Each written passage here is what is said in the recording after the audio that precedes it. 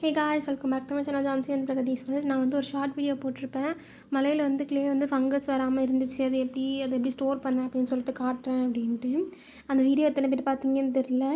But வந்து எனக்கே சர்ப்ரைஸாக இருந்துச்சு. அது க்ளே இது வந்து மோல்டு வந்து வராமல் இருந்தது.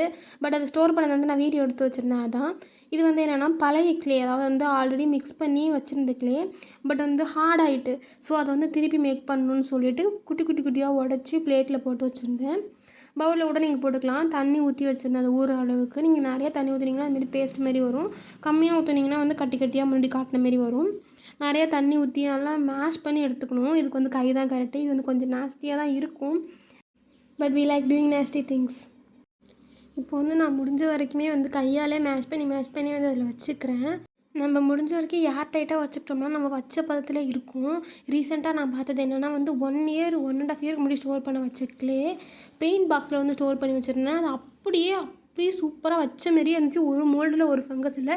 மேலே வந்து பாலித்தீன் ட்ராப் பண்ணி வச்சுருந்தேன். அதேமாரி ஸ்டோர் பண்ணோம் அப்படின்னா வந்து வீணாகவே போகாது.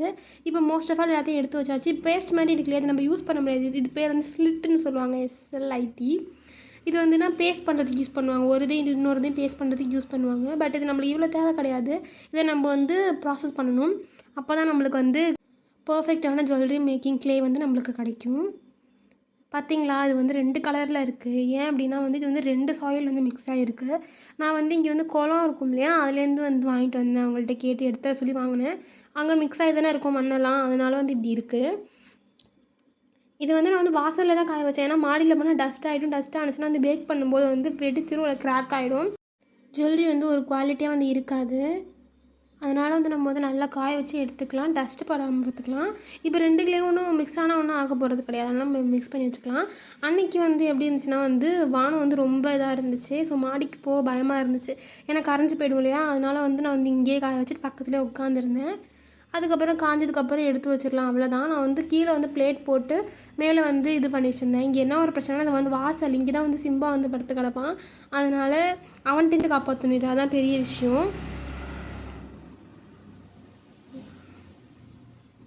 கீழே வந்து ஒரு பிளேட் போட்டு மேலே வந்து ஒயிட் கிளாத் போட்டு வச்சுருக்கேன். ஏன்னா அது வந்து அதான் இருந்துச்சு. பார்த்தீங்களா வானம் எப்படி இருக்குன்னு சொல்லிட்டு.